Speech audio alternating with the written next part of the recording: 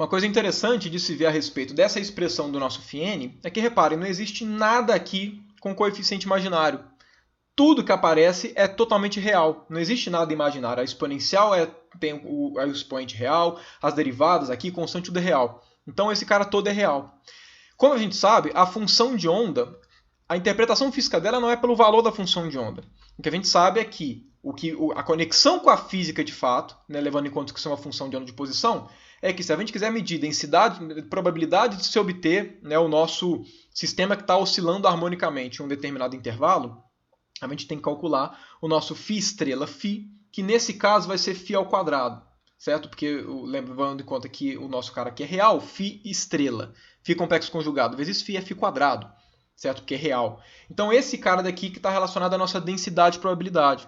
Então, a partir desses caras, a gente consegue falar as probabilidades de obter os nossos sistemas que oscilam harmonicamente em um determinado intervalo. Eu peguei aqui alguns gráficos do livro do Cohen, que é o livro que eu estou usando como referência principal, para alguns estados específicos. Aqui eu estou colocando, aqui ele colocou, né, e eu estou trazendo para vocês, tanto um gráfico que diz respeito, né, às funções de onda, quanto às funções de onda ao quadrado. Ou seja, essa parte daqui, essa primeira linha, realmente são realmente as funções de onda, e a linha de baixo correspondem às probabilidades, ok? Então, só para poder fazer essa distinção. Uma coisa que é interessante aqui é o seguinte, o primeiro estado, o estado fundamental, né, ele passa para a gente uma noção diferente do que a gente esperaria num oscilador harmônico.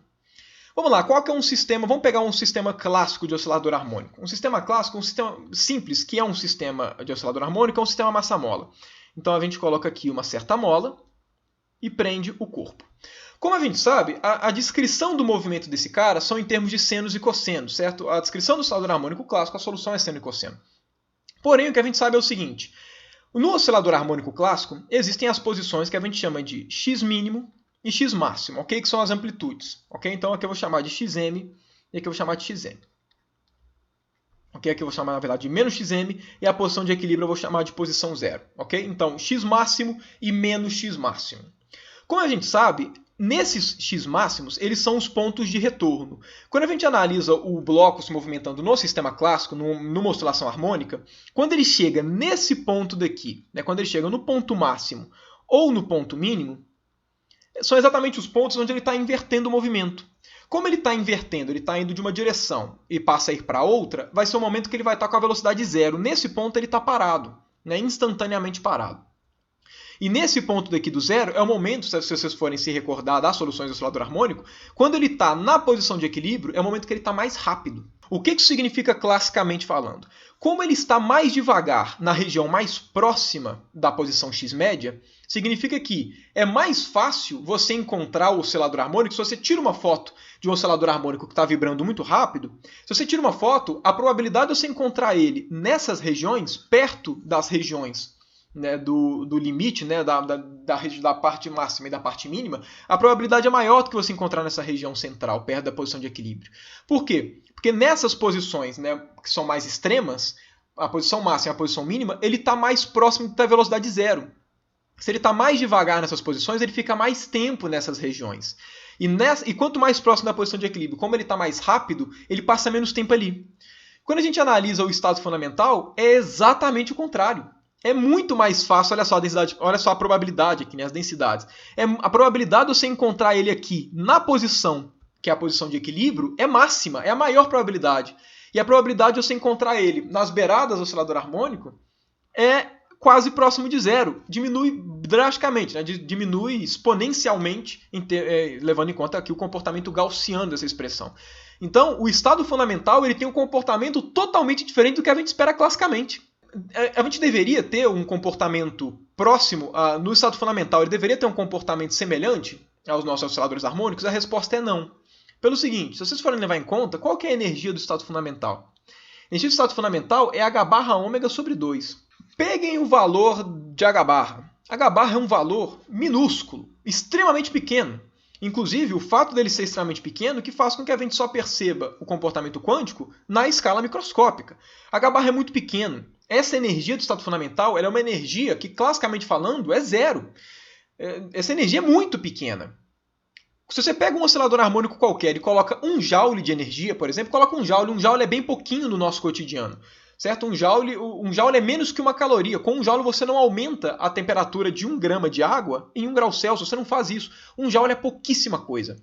Agora, quantifica 1 joule em quantos H-barras ele corresponde, em termos de valor. Pega uma frequência de oscilação natural, sei lá, pega um oscilador harmônico que tenha uma frequência angular, sei lá, 2π radiano por segundo, certo? Que corresponde a 1 volta, 1 Hz, certo? Que corresponde a uma oscilação por segundo. Né? Se vocês forem pegar isso daqui e ver quantos H/ω corresponde a 1 joule, é muito H/ω. Ou seja, o nosso limite clássico que a gente observaria num oscilador harmônico clássico seriam sistemas de energia muito alta comparado a H/ω. O que isso significa? Significa que o limite clássico que a gente esperaria obter seria, se a gente fosse levar em conta o comportamento das soluções do nosso oscilador harmônico quântico, seriam aquelas com energia muito alta. Porque quanto mais alta é a energia do oscilador harmônico quântico, mais próximo das energias clássicas a gente tem. E olha só que interessante. Quando a gente vai aumentando, olha só, daqui do primeiro nível para o terceiro, a gente já percebe que o primeiro nível, a probabilidade de se obter ele aqui no nível máximo, no ponto de equilíbrio, a probabilidade é máxima, que é contrário ao que a gente esperaria classicamente. No primeiro estado excitado, olha só, a gente já tem aqui, ok, essa probabilidade aqui é igual a zero por uma questão do nó. Mas olha só, aqui a gente já tem as probabilidades um pouquinho mais para a beirada. Quando a gente pega o nosso segundo estado excitado, olha só que interessante. A gente já tem aqui a probabilidade de se obter aqui no centro, ela é um pouco menor do que nas extremidades. Certo? Ou seja, vai começando a recuperar, né, um caráter mais próximo do clássico. Agora olha só o nosso Φ10, o nosso 10º estado excitado. Percebam como é que aqui, olha só, como é que a probabilidade, percebam que à medida que a gente vai excitando o nosso sistema, como é que a densidade de probabilidade ela vai migrando, ela vai ficando mais alta perto dos pontos máximos, que é exatamente o que a gente espera classicamente. Então, nas soluções do nosso oscilador harmônico quântico, a gente já vê, inclusive, a tendência que a gente vai ter para o nosso limite clássico. O estado fundamental está longe de ter relação com o clássico. Inclusive, né, o nosso estado fundamental, a gente viu, ele inclusive tem essa energia que classicamente não seria condizente, ou seja, esse estado fundamental ele é realmente uma construção total, né, e completamente interpretado em termos de mecânica quântica. Não existe um análogo clássico, entre aspas. O comportamento que a gente espera classicamente ele é obtido à medida que a gente vai aumentando as excitações. Porque aí sim, as densidades de probabilidade vão ficando mais próximas da beirada. Uma análise interessante que você já deve ter feito em cursos introdutórios de mecânica quântica é o seguinte: o estado fundamental, a nossa função de onda, ela não tem nenhum nó, certo? A nossa função de onda ela não cruza o eixo x. No estado fundamental, a gente sempre tem a função de onda indo para zero em mais infinito ou menos infinito. Mas ela nunca vai, ela sempre é toda positiva ou toda negativa. É isso que eu quero dizer, ela não cruza o eixo x. Se a gente pega o primeiro estado excitado, ele cruza uma vez. O segundo estado excitado, ele cruza 2 vezes. O 10º estado excitado, olha só, ele cruza 1, 2, 3, 4, 5, 6, 7, 8, 9, 10 vezes. Se você pega o bilionésimo estado excitado, ele cruza 1 bilhão de vezes. Percebam que, quanto mais vezes ele cruza, mais essas linhas daqui, né, que são exatamente as linhas onde acontece o cruzamento, mais elas ficam inclinadas. Certo? Ou seja, o primeiro estado excitado ele tem uma certa inclinação aqui. O segundo, a inclinação aumenta um pouquinho. A terceira aumenta mais um pouquinho. Por quê? Porque você tem que colocar muitas oscilações em um intervalo de tamanho pequeno, certo? Em um intervalo pequenininho ali de espaço. Se você pega, vamos lá, se a gente for pegar energias, pega um oscilador harmônico com uma certa frequência e mede quantos H/ω correspondem àquela energia classicamente medida. Vai ter, assim, muita coisa. Vai estar na ordem vai passar provavelmente de 10 a 30, né? De 10 a 20 com certeza passa. Mas de 10 a 30, ou seja, vai ter muita energia. Se você for pegar até as menores energias de oscilador harmônico clássico que a gente tem. Quando você for pegar a função de onda desse cara, a coisa vai ser tão frenética, né? Aqui o corte na horizontal vai ser tão grande que quando você vai pegar o comportamento da densidade de probabilidade, ela vai se comportando como se ela fosse um contínuo, como se fosse uma função formada pelos picos desse cara, de tanto que esses caras aqui vão ficar cruzando, né? Ou seja, o que a gente vai acabar percebendo, né, é uma probabilidade que realmente ela vai diminuindo, aqui na origem vai aumentando as beiradas, de uma forma que esse comportamento oscilatório some, porque vai ficando tão grande que a oscilação a gente acaba perdendo, e vai tendo exatamente aqui um comportamento na média, né, que vai ser exatamente aqui o que a gente esperaria, ok? Então, ou seja, aqui a gente consegue pelo menos também, né, vislumbrar um pouquinho o limite clássico. É sempre interessante a gente pegar os sistemas quânticos e tentar ver alguma análise, alguma relação com o limite clássico. Porque, como eu disse, né, a gente sabe, a mecânica clássica ela é um amontoado de sistemas que têm comportamento quântico. Então, é interessante a gente começar a ver como é exatamente qual que é essa transição. Como é que é a mudança do comportamento quântico para o comportamento clássico. E isso fica evidente aqui pela forma, né, que a gente tem das nossas funções de onda do oscilador harmônico quântico. Bom, tendo em vista que nós caracterizamos então as nossas soluções do nosso oscilador harmônico quântico em termos de notação de Dirac e as nossas funções de onda de posição, de forma que as funções de onda de momento são obtidas a menos de transformada de Fourier, nós estamos aptos para responder, né, e descrever quanticamente, né, no que diz respeito a medições, probabilidades, evolução temporal do nosso sistema quântico, né, envolvendo medições de energia, momento e posição. Cada uma dessas medições acompanhando a descrição mais adequada. Para a energia, a gente vai utilizar mais adequadamente, né, mais adequado a gente usar a formulação em termos de notação de Dirac. Probabilidades e enfim, características que dizem respeito à posição, a função de onda de posição, a de momento, função de onda de momento, que está relacionada à transformada de Fourier dessa e por aí vai. Porém, tenho mais uma coisa que eu gostaria de comentar aqui para a gente enriquecer um pouco a discussão do oscilador harmônico quântico, que é, a gente sabe que a gente pode medir posição e momento, e existe uma relação de incerteza entre elas. Não só isso, mas a relação de incerteza entre posição e momento se manifestou exatamente na hamiltoniana do oscilador harmônico quântico. E também exatamente na forma como a gente interpretava, né, a energia de ponto zero ali do estado fundamental, né, do nosso, no caso de um sistema que que realiza movimento de oscilações harmônicas. Então o que eu gostaria de discutir com vocês aqui é o seguinte: como são as relações de incerteza ΔX, ΔP para cada um das nossas soluções. Ou seja, dado que o nosso estado psi é um estado específico, não é uma superposição, mas é um estado bem definido de energia, como são as relações de incerteza para esses caras daqui? Porque como nós sabemos, né, quando a gente escreve que ΔX, ΔP é maior ou igual a H barra sobre 2, o que essa relação de incerteza nos diz é o seguinte: olha, existem experimentos, né, que você consegue ter uma precisão maior ao medir ambas as grandezas. Alguns sistemas físicos, é muito difícil você ter precisão em alguma dessas grandezas. Né? Alguns você consegue medir com mais precisão essas duas grandezas do que outros. Porém, para qualquer sistema físico, o produto dessas duas incertezas, dessas imprecisões nos resultados, nunca pode ser menor do que H barra sobre 2. Agora, pode ser que exista algum sistema físico que ΔX, ΔP seja igual a 30 H barra. Podem ter alguns sistemas que vai ser igual a H barra, igual a 5 H barra, ou seja, cada sistema vai apresentar uma imprecisão inerente aos resultados, certo? Vai ter uma imprecisão maior do momento em relação à posição ou vice-versa, dado qual sistema você está analisando.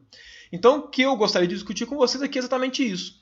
Se nós estivermos em um estado, né, um alto estado do hamiltoniano, no caso, né, com uma certa energia específica, o nosso sistema está realmente em um certo estado excitado do nosso oscilador harmônico, como é que essas imprecisões, né, como é que essas incertezas se comportam? A gente tem precisões maiores em alguns estados em relação aos outros, né, como é que é o comportamento para cada nível de energia? Como é que os níveis de energia, como é que a quantidade de excitação que o seu sistema tem, influencia na precisão que você pode ter para poder medir posição e momento? Então, o que eu vou querer calcular com vocês para agora, né, são para estados dessa forma, né, para estados bem definidos, né, quanto que vale ΔX vezes ΔP, para a gente ter uma noção do quão imprecisos são esses resultados para cada um deles, né, para saber como a energia, como as excitações dos estados influenciam na precisão que você consegue ter no seu experimento. Okay? Para fazer isso, né, é claro, a gente vai ter que apelar para as definições do que é ΔX e o que é ΔP. Certo? Porque pegar as relações de comutação para falar como é que são as relações de incerteza, te passam uma relação geral. Independente do seu sistema, a imprecisão é sempre maior do que isso. Mas ela não te fala dos sistemas específicos. Cada sistema tem suas próprias características e a gente tem que tratar individualmente para a gente saber as relações de incerteza para um determinado sistema. Então vamos pegar para o oscilador harmônico quântico. Como nós sabemos, a definição, por exemplo, de ΔX, vou pegar aqui no caso ΔX ao quadrado, porque depois é só, enfim, tanto faz, né? Só para poder não colocar a raiz. Esse caso aqui vai ser valor médio do operador x ao quadrado menos valor médio do operador x ao quadrado. Então o que a gente tem que calcular são esses dois caras. Para fazer esses cálculos, a gente pode fazer esses valores médios em termos de funções de onda ou em termos desses caras daqui. Em termos de funções de onda é muito mais difícil. Por quê? Porque o valor desse cara daqui envolve integrais, né? O que é o valor médio de x²? Envolve integrais da nossa função de onda com x². A coisa fica muito mais complicada. Em termos desses caras daqui, a escrita fica muito mais simples. É mais fácil falar de valores médios com notação de Dirac. Principalmente porque, como nós sabemos, os nossos operadores A e Adaga, eles foram definidos em termos de x e p, combinações lineares deles. Então, da mesma forma que a gente escreveu A e Adaga como combinações de x e p, nós também podemos escrever x e p em termos de combinação de A e Adaga. Com isso, escrevendo x e p em termos dos operadores de criação e aniquilação, esses valores médios são trivialmente calculados, porque a gente sabe de cara como é que a ação deles, é muito simples a atuação dele nos estados em termos de notação de Dirac. Então é isso que a gente vai fazer. Então, o que a gente tem que fazer é o seguinte, dadas aquelas nossas definições, né, de x, de A e Adaga, quanto é que de Adaga e A, quanto é que vale os nossos operadores x e os nossos operadores p em termos deles? Ok? Como nós escrevemos quanto é que vale A e Adaga agora mesmo, né, para poder pegar as funções de onda em termos de x e p, basta a gente inverter as relações. Eu não vou inverter elas aqui explicitamente, porque é muito simples, né? É só você inverter a relação. Mas se você pega as definições de A e Adaga e escreve invertido, o que a gente vai acabar obtendo é que o x vai ser h barra dividido por m ômega, 2m ômega, dentro da raiz, Adaga mais A, enquanto o nosso operador de momento, ele toma a forma I mh barra ômega sobre 2, isso daqui dentro da raiz, Adaga menos A. Vamos calcular o primeiro valor médio, que é mais simples, o valor médio de x. Ou seja, quanto é que vale, e depois, claro, o valor médio de p, para a gente poder pegar o ΔP, óbvio. Quanto é que vale o nosso valor médio de x? O valor médio de x, por definição, né, dado que o nosso estado vai ser um estado n, esse cara daqui vai ser n. Isso aqui é a definição exatamente do valor médio de x. Tem duas formas simples da gente saber quanto é que vale esse valor médio. A primeira delas é o seguinte, né? A gente sabe que, olha só, o x ele é composto por quê? Ele é composto por operadores de criação e de aniquilação. Por conta disso, quando a gente colocar ele dentro desse sanduíche, esse sanduíche daqui, que é o valor médio, é igual ao quê? É igual a n vezes a aplicação do operador posição nesses caras. O que esse operador posição vai gerar? Vai gerar termos aqui que são proporcionais ao quê? Que são proporcionais a n mais 1 e proporcionais a n menos 1. Certo? Que vai ser um deles por conta da aplicação do Adaga, que vai subir o n em uma unidade, e o outro que vai ser pela aplicação do A, que vai descer em uma unidade. Agora, olha só, esses estados, eles são ortogonais, porque eles têm n's diferentes. Então, esses caras aqui vão dar zero, mostrando que, de fato, esse cara daqui, né, o valor médio do nosso operador de posição vai ser igual a zero. Essa é a primeira forma de se calcular. A segunda, que é bem útil, né, para se poupar um tempo na análise de muitas questões, é que é o seguinte.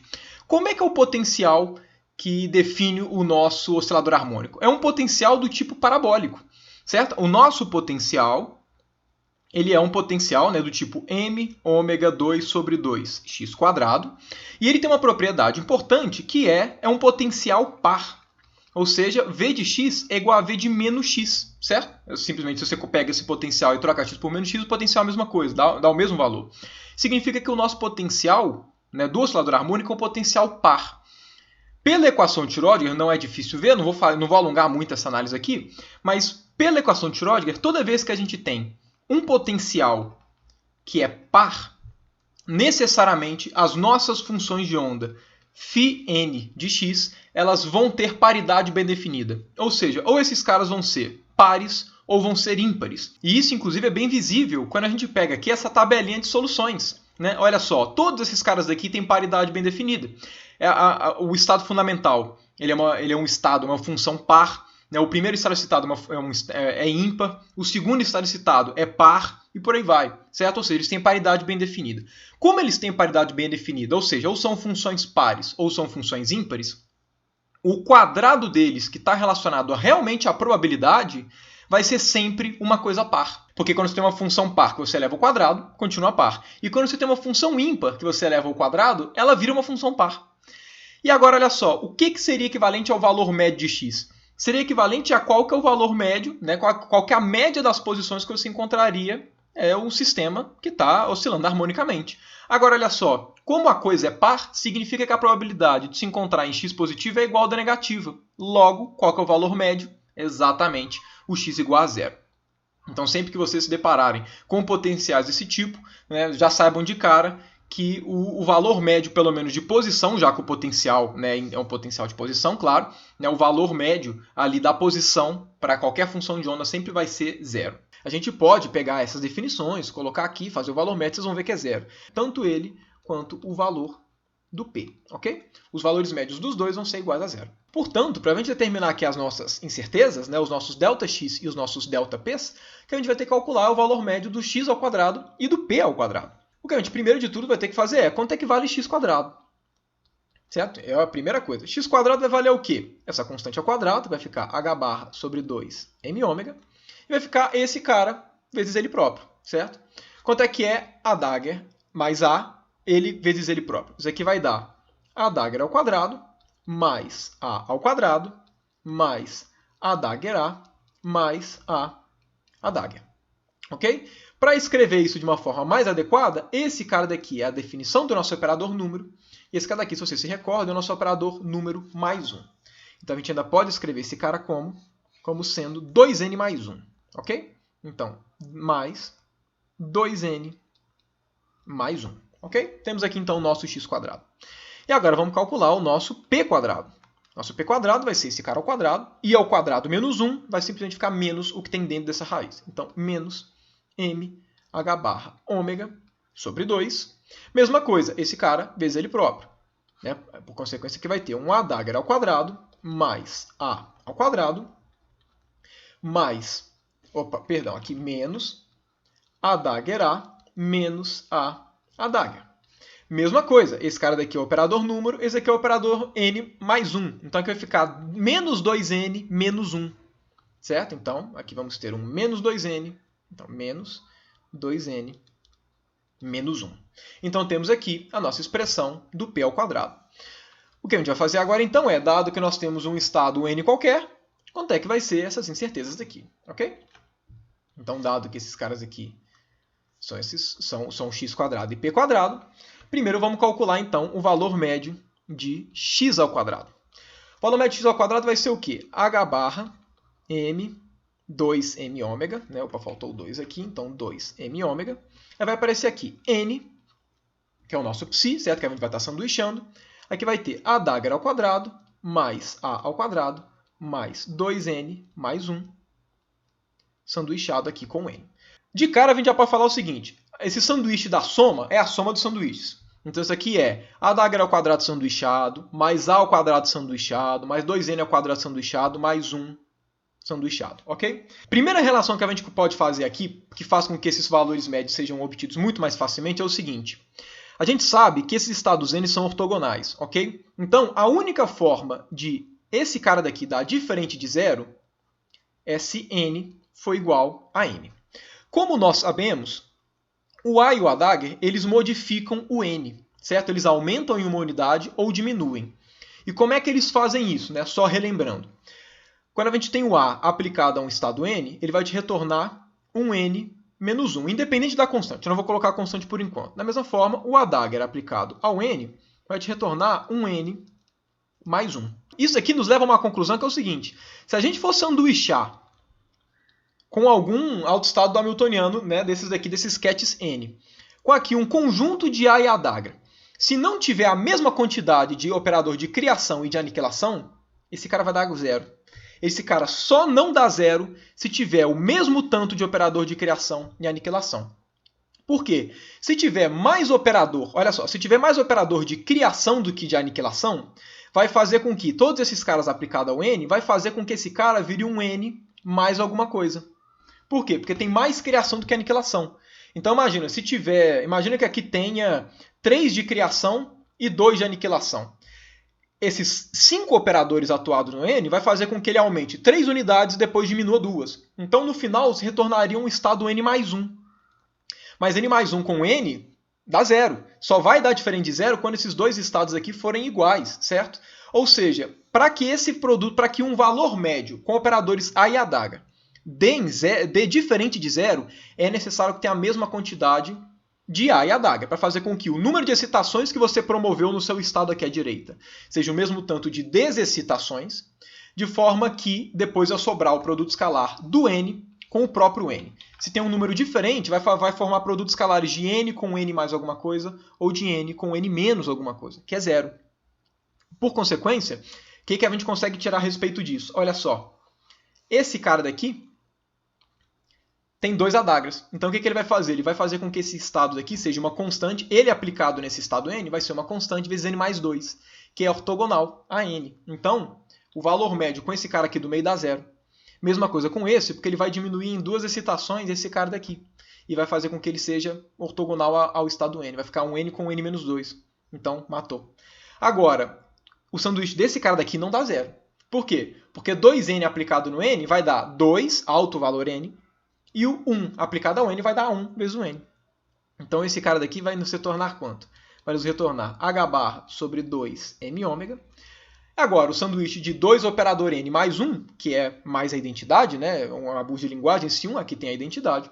Isso aqui vai nos retornar, então, 2N mais 1. Certo? Esse cara daqui, basicamente. Mesma coisa a gente pode fazer para o nosso valor médio de P quadrado. Nosso valor médio de P quadrado vai ser quanto? Menos mh barra ômega sobre 2, sanduíche de N com todos esses caras aqui no meio. Então, a adaga ao quadrado mais A ao quadrado menos 2N menos 1, N. Mesma coisa, aqui tem mais adaga do que A, aqui tem mais A do que adaga, então o valor médio deles vai dar zero. Agora, valor médio de 2 operador número menos identidade. Menos 2 operador número menos identidade. Isso aqui vai ser igual ao quê? O valor médio aqui vai dar menos 2N, N alto valor, Nzinho, menos 1. O sinal de menos junta com esse sinal de menos. O que a gente vai acabar obtendo aqui, vou deixar tudo na mesma cor, que a gente vai acabar obtendo, vai ser mh barra ômega sobre 2, 2N mais 1, certo? Ou seja, mesmo comportamento 2N mais 1, só que com as constantes diferentes. Ou seja, quanto é que vai valer então o nosso ΔX? Nosso ΔX vai ser raiz disso. Então vai ficar aqui H barra 2M ômega 2N mais 1. Tudo isso daqui dentro da raiz. Ok? Deixa eu deixar esse cara aqui um pouquinho mais de lado. E agora vamos ver quanto é que vai ser o nosso ΔP. Nosso ΔP é a mesma coisa, vai ser esse cara daqui dentro da raiz. Então aqui vai ser M ômega mh barra ômega sobre 2, 2N mais 1. Tudo isso daqui dentro da raiz. Logo, a gente chega aqui que nosso ΔX vezes ΔP vai ser igual ao quê? Produto dos dois, obviamente. Como está todo mundo dentro da raiz, vai estar todo mundo elevado a meio, certo? Então aqui vai ficar H barra ao quadrado sobre 2M ômega, mh barra ômega sobre 2, e aqui vai aparecer um 2N mais 1 ao quadrado. Tudo isso aqui elevado a meio, certo? Vai ser o valor aqui, né, do nosso ΔX vezes ΔP. Agora, olha só que legal. O que a gente tem é M corta com M, ômega corta com ômega, H barra vai ficar H barra ao quadrado, 2 ao quadrado. Reparem que aqui tem H barra ao quadrado dividido por 4 vezes 2N mais 1 ao quadrado, certo? Ou seja, a gente pode simplesmente tirar o ao quadrado de todo mundo, né, e tirar a raiz. Daqui a gente obtém o nosso resultado de que ΔX ΔP vai ser igual a H barra sobre 2, 2N mais 1. Certo? Esse cara daqui, então, vai ser a nossa relação de incerteza, dado que o nosso estado é um autoestado do hamiltoniano, certo? É um estado sem superposição. Então, essa aqui é a nossa relação de incerteza. Agora, olha só, quais são as relações de incerteza que a gente tem? A gente tem que ΔX vezes ΔP é maior ou igual a H barra sobre 2. Ou seja, não interessa qual é o seu sistema quântico. Pode ser oscilador harmônico, pode ter momento angular, pode ter qualquer coisa que você quiser, certo? Pode ser qualquer sistema quântico. Não interessa qual é. ΔX vezes ΔP, né? Ou seja, o produto das incertezas, ele sempre tem que ser maior que essa grandeza. Ou seja, existe uma precisão máxima que você pode ter para qualquer experimento físico, né, na quântica, que envolve posição e momento, qual que é a maior precisão que você pode ter? É uma de tal forma que ΔX vezes ΔP é igual a H barra sobre 2. Mas quando a gente escreve o princípio da incerteza como maior ou igual, aqui está falando o seguinte, para sistemas quânticos de forma geral, não especificando, seu sistema pode ser qual você quiser. A relação de incerteza garante que nada vai ter uma precisão, né, que faça com que esse produto aqui seja menor do que H barra sobre 2. Agora olha só que interessante, vamos ajeitar esse cara daqui. O que a gente obteve foi que ΔX vezes ΔP é igual a... eu vou passar aqui o 2 multiplicando, ok? Então aqui vai ficar H barra, vai ficar N mais meio, ok? Passei o 2 aqui para dentro do parênteses. Agora o que a gente faz? Vamos chegar e fazer o seguinte, multiplica por ômega, divide por ômega. Por que a gente faz isso? Porque olha só quem que apareceu aqui, H barra ômega N mais meio, que é exatamente a energia do nosso enésimo estado, excitado do oscilador harmônico quântico. Ou seja, nós podemos escrever a relação para o oscilador harmônico quântico que ΔX vezes ΔP é igual a quanto? É igual a energia, né, do nosso estado, né, dado que o nosso sistema quântico se encontra no enésimo estado excitado do oscilador harmônico quântico, dividido por ômega. Então, se a gente pega, por exemplo, né, quanto é que vai ser a nossa incerteza para o n igual a zero? Para o n igual a zero, o que a gente vai ter aqui, ΔX vezes ΔP vai ser igual a quê? A menor energia é H barra ômega sobre 2. Dividido por ômega vai dar simplesmente H barra sobre 2, que olha só, pelo princípio da incerteza geral, é a maior precisão que você pode ter, né, no experimento para poder medir posição e momento. Ou seja, o estado fundamental do oscilador harmônico quântico, ele te dá a maior precisão que você pode querer ter, né, num sistema quântico, se você quiser medir posição e momento simultaneamente. Se você vai aumentando as excitações, o que vai acontecer é que, claro, essa relação de incerteza aqui vai aumentando. ΔX vezes ΔP vai ficando maior do que H barra sobre 2. Isso, inclusive, para a gente passa exatamente uma noção, né, qualitativa que a gente esperaria obter. Quando a gente pega um sistema de baixa energia, né, considerando que aqui, no caso, né, o nosso n igual a zero é a menor energia possível, o estado fundamental, significa que o sistema está menos energético. A nossa intuição é que esses sistemas se movimentem menos, que eles estejam mais tranquilões, mais na deles. Então, a tendência é que você tivesse realmente uma precisão maior para poder medir posição e momento, porque eles estão mais na boa. Quanto maior for a excitação do seu sistema quântico, né, quanto mais energia ele tiver, maior vai ser a imprecisão do seu experimento, o que faz sentido. Quanto maior a energia, maior vai ser o momento dele, né, pensando no termo do oscilador harmônico, e maior vai ser a região que ele pode adentrar, dado que a energia dele vai aumentando com o passar do tempo. Então esse resultado daqui, né, de que ΔX vezes ΔP, a relação de incerteza específica para o oscilador harmônico quântico aumentar com a energia é um resultado até bem intuitivo, quanticamente falando, né, já que quanto maior a energia, mais, a princípio, né, mais disperso o seu sistema poderia estar.